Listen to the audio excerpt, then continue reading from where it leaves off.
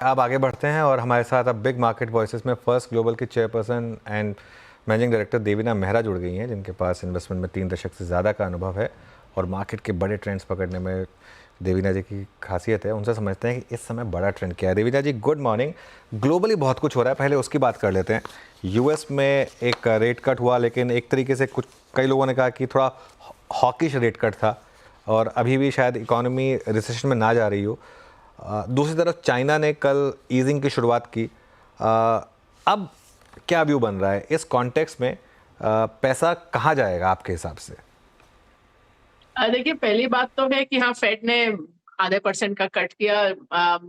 Market जो सोच रहा था वो था 25 बेसिस पॉइंट, लेकिन कट से पहले था कि अगर 50 बेसिस पॉइंट का कट होगा तो इसका मतलब इकोनॉमी का की हालत खराब है। लेकिन वो चीज फेड ने अच्छे से मैनेज कर ली। बोला कि अगर हमारे पास डेटा पहले से होता तो हम लोग जुलाई में 25 बेसिस पॉइंट करते और 25 अभी करते। तो एक तरह से हमने दो चीज साथ में की है। इसका मतलब ये नहीं है कि हम लोग बहुत तेजी से कट करेंगे। तो अभी आप देखें तो जो बाजार एक्सपेक्ट कर रहा है और फेड एक्सपेक्ट कर रहा है, दोनों का यही है कि अभी जो रेट कट के बाद कि अब वो होते होते 3% तक रेट जाएंगे अमेरिका में। पर फर्क ये है कि मार्केट एक्सपेक्ट कर रहा है कि 2025 के अंत तक जाएंगे। फेड का मानना है कि उससे ज्यादा 9-10 महीने और लगेंगे वहां 3% या 2.9% तक पहुंचने के लिए।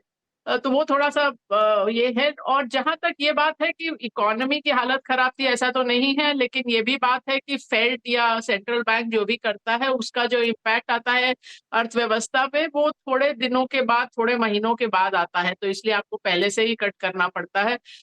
मेरा अपना ये मानना है कि अमेरिका की अर्थव्यवस्था की हालत कोई ऐसी खराब नहीं है, ना ही होने जा रही है।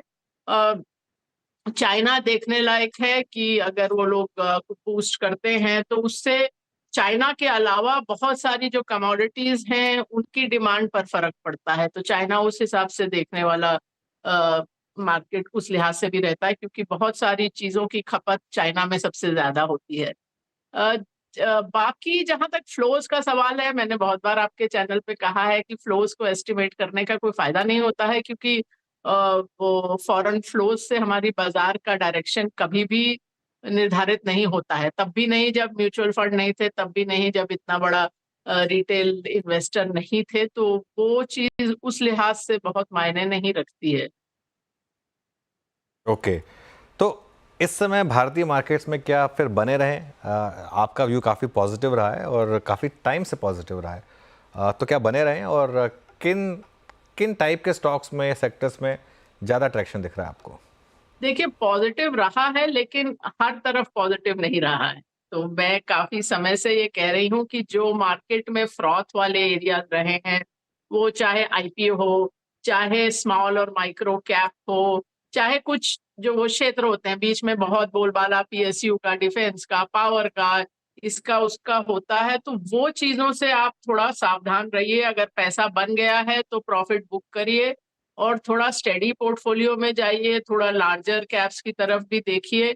क्योंकि ये बाजार वो नहीं है कि आप हर फालतू स्टॉक को चेज करेंगे। कुछ समय के लिए शायद पैसा बच भी जाए, लेकिन कल भी मैं पढ़ रही थी आपके वो सिस्टर इसमें मनी कंट्रोल में कि अब कितने सारे प्रमोटर, इन्वेस्टमेंट बैंकर, ऑडिटर सब मिलके किस तरह से आईपीओ मार्केट रिग कर रहे हैं, उस तरह की चीजें भी होने शुरू हो गई हैं। तो ये सब नो खतरे की घंटी है। तो वो सब चीजों में आप ये मत सोचिए कि लॉटरी लग रही है, आईपीओ मिल रहा है। ये भी सेबी का स्टैटिस्टिक्स है कि आधे से ज्यादा लोग तो लिस्टिंग के एक हफ्ते के अंदर आईपीओ से निकल जाते हैं। अगर पैसा बन गया हो तो लगभग 70% लोग निकल जाते हैं। तो ये सब डेंजर साइन है। तो ये आप सोच रहे हैं कि आपसे बड़ा, मतलब जो फाइनेंस में बोलते हैं ग्रेटर फूल, कि आप ढूंढ रहे हैं कि मैं इस भाव पे ले लूं या और मैं आगे किसी को इससे ज्यादा भाव में बेच दूं, चाहे उस चीज की उतनी वर्थ है कि नहीं है। तो आप बहुत चुन के लीजिए, लेकिन बाजार से बाहर रहने का भी मैं रिकमेंडेशन नहीं दूंगी। लेकिन आपको अब चुनाव बहुत सावधानी से करना है, और हो सके तो थोड़ा हेज भी खरीद सकते हैं। हमेशा स्टॉप लॉस भी रखिए, तो रिस्क मैनेज करके रखिए। के अच्छा मैम, आपकी काफ़ी वाजिब राय कि स्टॉप लॉस मैंने जो रखी है कहीं पे प्रॉफिट्स लीजिए। ये बीते 3 महीने में मैम, स्पेशली जो चुनाव के बाद हमने रिजल्ट्स के बाद जो डिप देखा था 21,281 तक का, सबसे बड़ा स्पॉन्सर इस तेज़ी का और मूवर रहा था निफ्टी आईटी। अब यहाँ पे जिसने भी उस वक्त दाव खेला या फिर पिछले 4-5 महीने में, वो काफ़ी इन द मनी है इस वक्त। क्या ये एक अप्रोप्रिएट लेवल है अपने प्रॉफिट्स को कैश में कन्वर्ट करने का?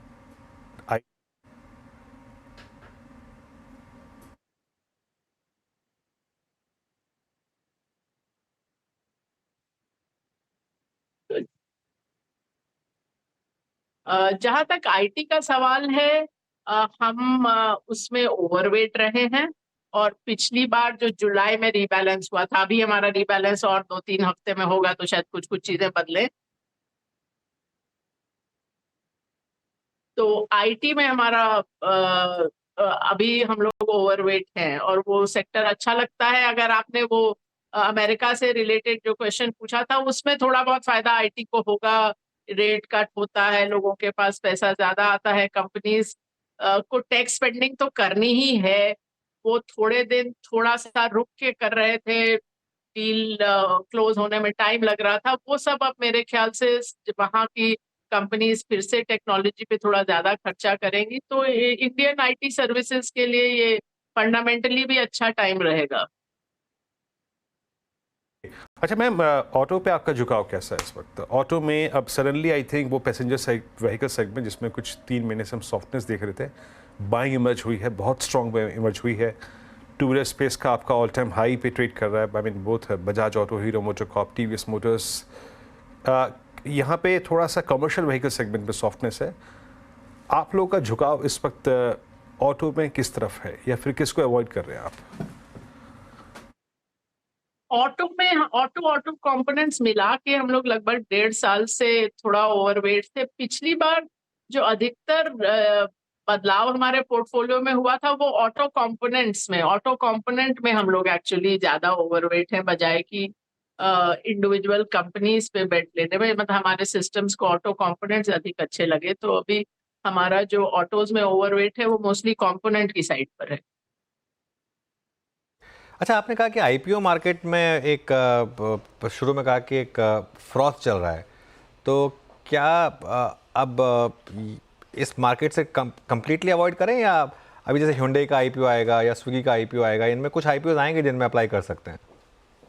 देखिए, कंप्लीटली अवॉइड तो बाय द कैटेगरी, आप मतलब कंपनीज अल्टीमेटली आपको लेना है, पर जो चीज ये है कि जो मापदंड आप सेकेंडरी मार्केट में रखते हैं कि इस कंपनी को इस भाव पे लेना है कि नहीं, वही मापदंड आपको आईपीओ मार्केट में रखना पड़ेगा। अभी हो गया है कि आप कंपनी में इन्वेस्ट ही नहीं कर रहे हैं, आप तो सोच रहे हो आईपीओ कोई लॉटरी का प्रोसेस है कि मिल जाएगा तो उसी हफ्ते बेच देना है।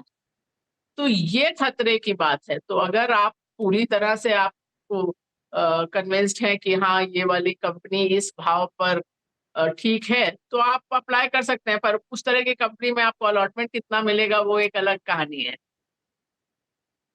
ओके। अच्छा, तो देवीना मैम, इस समय आपके हिसाब से आप कहाँ इन्वेस्ट कर रही हैं? आपकी जो कोई, अगर आपने रिसेंटली आइडेंटिफाई की हो कुछ फ्रेश थीम्स, वो क्या होंगी? ये फ्रेश जरूरी नहीं होता अनुज। सो अभी अगर मैं जुलाई वाला रीबैलेंस देखूं, जैसा कि मैंने कहा अभी 2-3 हफ्ते में फिर रीबैलेंस होगा, तो उस समय तक जो हमारी ब्रॉड पैटर्न रहा है, एक फार्मा और हेल्थ केयर में फिर से हम लोग करीब 1.5-2 साल से ओवरवेट थे, अभी थोड़ा और ओवरवेट है। तो वो है ऑटो कंपोनेंट्स का, मैंने पहले ही नाम लिया। आईटी सर्विसेज में ओवरवेट है। जो इंडस्ट्रियल मशीनरी, कैपिटल गुड्स, जो मैन्युफैक्चरिंग वाली थीम है, वहां हम लोग 3 साल पहले ओवरवेट हुए थे, अक्टूबर 2021। लोगों को ये बात कर, ये मतलब ये थीम 1 साल पहले समझ आई है, 1.25 साल पहले समझ आई। तो अब धीरे धीरे उसमें कटौती कर दी है, तो अब तो हम लोग लगभग बेंचमार्क वेट पर आ गए हैं, जरा सा ओवरवेट हो। पिछली बार जो थोड़ा ऐड किया था केमिकल स्टॉक्स, तो 2 साल के बाद हमारे सिस्टम्स को केमिकल स्टॉक्स अच्छे लगने लगे। तो केमिकल ऑफ कोर्स बहुत बड़ा सेक्टर है, तो उसमें आपको देखना पड़ता है कि क्या चीज अच्छी लग रही है, पर उसमें कुछ चीजें ऐड की हैं। जहां हम लोग अंडरवेट हैं वो ये सब power, utilities, energy, even banks, banks and lenders, so that's where हम लोग अंडरवेट होंगे। अभी जो एक थीम देख रहे हैं जिसमें फंडामेंटली भी बेहतरी होगी वो है एफएमसीजी, बिकॉज अब क्रूड का भाव घटा है, मॉनसून अच्छा रहा है, खाद्य पदार्थों का दाम भी घटेगा, तो ये जो फूड और क्रूड का डाउनस्ट्रीम होता है ये सब एफएमसीजी के उत्पाद बनाने के लिए आपको ये सब चाहिए होता है, तो इसका भाव घटेगा तो उनकी अर्निंग्स के लिए, प्रॉफिट के लिए अच्छा होगा। ओके मैम, अच्छा मैं इनफैक्ट देवीना मैम आपसे एफएमसीजी पूछने ही वाला था, जिसका कमेंट आपने कर ही दिया और इंक्लूड कर ही लिया आंसर को। एक दो पॉकेट्स जिनमें CY24 में from I think mid of 23 बहुत अच्छा पैसा बना है। हमने देखा था 2022-23 की साइकिल में वाइट गुड सेगमेंट में पैसा नहीं बना था, लेकिन इस बार हेवल्स में, वोल्टास में, इलेक्ट्रॉनिक मैन्युफैक्चरिंग में डिक्सन, इन्होंने बहुत अच्छा पैसा बना के दिया, PLI में भी। ये लेवल्स क्या है मैम? ये प्रॉफिट्स को कैश में कन्वर्ट करने के लेवल्स हैं? आप लोगों ने क्या किया, क्या क्या इंक्लूडेड था आप लोगों के पास व्यू इस वक्त consumer durable white good segment में? देखिए, व्हाइट गुड्स में हमारे पास कुछ बहुत विशेष एक्सपोजर था नहीं।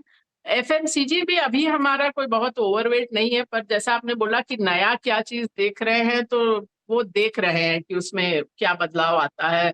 जैसे कि चाइना भी देख रहे हैं ग्लोबल में कि वहाँ क्या बदलाव आता है, तो वो उस स्थिति में है। तो अभी कोई ऐसा नहीं है कि बहुत अच्छा लग रहा है या अभी डिसीजन ले लिया है, निर्णय ले लिया है कि ओवरवेट होंगे, वो नहीं है।